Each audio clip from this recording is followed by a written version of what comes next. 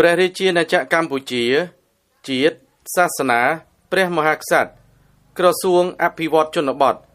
សេចក្តីណែនាំស្តីពីការចុះត្រួតពិនិត្យហេដ្ឋារចនាសម្ព័ន្ធជនបទដែលរងគ្រោះដោយជំនន់ទឹកភ្លៀងដោយស្ថានភាពអាកាសធាតុមានការប្រែប្រួល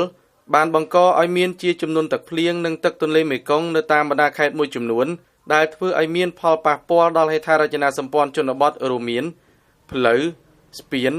និងសំណង់សិល្បកម្មព្រមទាំងហេដ្ឋារចនាសម្ព័ន្ធទឹកស្អាតនិងអនាម័យជនបទ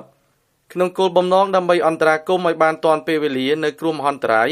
ដែលអាចកើតមានឡើងជាយថាហេតុក្រសួងអភិវឌ្ឍជនបទស្នើសុំឯកឧត្តមលោកជំទាវថ្នាក់ដឹកនាំលោកស្រីប្រធានគ្រប់អង្គភាព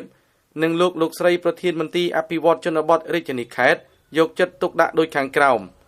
1. សូមលោកស្រីប្រធានមន្ទីរអភិវឌ្ឍជនបទរាជធានីខេត្តទាំងអស់ដឹកនាំចុះត្រួតពិនិត្យហេដ្ឋារចនាសម្ព័ន្ធជនបទរួមមានផ្លូវស្ពានសំណង់សិល្បកម្មនិងហេដ្ឋារចនាសម្ព័ន្ធទឹកស្អាតនិងអនាម័យជនបទដែលប៉ះពាល់ដោយសារទឹកជំនន់និងសហការដោះស្រាយតាមលទ្ធភាពមធ្យោបាយជាធរមានហើយត្រូវរាយការណ៍មកក្រសួងអភិវឌ្ឍជនបទ 2. ឯកឧត្តមលោកជំទាវរដ្ឋលេខាធិការអនុរដ្ឋលេខាធិការចុះជួយតាមមន្ទីររាជធានីខេត្តអគ្គនាយកនិងលោកស្រីប្រធាននាយកដ្ឋានជំនាញពាក់ព័ន្ធនិងមន្ទីរអភិវឌ្ឍជនបទទាំងអស់ត្រៀមដោះស្រាយជាបន្ទាន់តាមស្ថានភាពជាក់ស្ដែងនៅការលំបាកនានារបស់ប្រជាពលរដ្ឋដែលបង្កឡើងដោយទឹកជំនន់ 3. ឯកឧត្តមប្រធាននិងក្រុមជំនួយការលេខាធិការដ្ឋានគ្រប់គ្រងគ្រោះមហន្តរាយនៃក្រសួងអភិវឌ្ឍជនបទសូមសហការជាមួយមន្ទីរអភិវឌ្ឍជនបទរាជធានីខេត្ត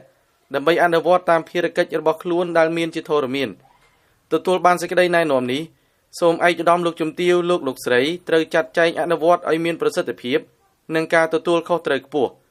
ថ្ងៃច័ន្ទ14រោចខែបឋមសាទឆ្នាំមមីអត្តស័កពុទ្ធសករាជ2570រាជធានីភ្នំពេញថ្ងៃទី13ខែកក្កដាឆ្នាំ2026ក្រសួងអភិវឌ្ឍជនបទចម្លងជូនខុទ្ទកាល័យឯកឧត្តមរដ្ឋមន្ត្រីអគ្គនាយកដ្ឋានរដ្ឋបាលនិងហិរញ្ញវត្ថុអគ្គនាយកដ្ឋានបច្ចេកទេសគ្រប់អង្គភាពពាក់ព័ន្ធចំណុះក្រសួងអភិវឌ្ឍជនបទឯកសារកលបវត្ត